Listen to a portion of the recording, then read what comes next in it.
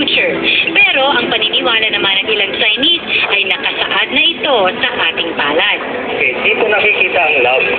Dito kasi ang heart line. Okay, once na heart line to, connect tayo dito sa mga line of energy.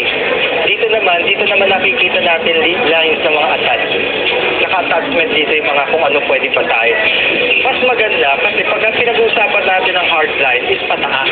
The more na mas pataas, the more na mas positive. Kasi dito is Jupiter. Okay? So the more na mas patakit na sa Jupiter, sa planet ng Jupiter, is more on good.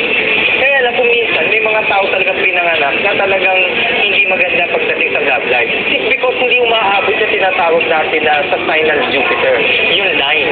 Kapag maiksi ang sun na tinatawag natin lines natin dito, ibig sabihin layuin ka.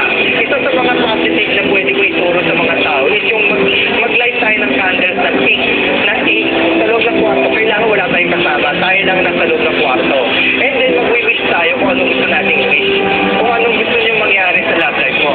So ito, hindi naman natin sinasabi ito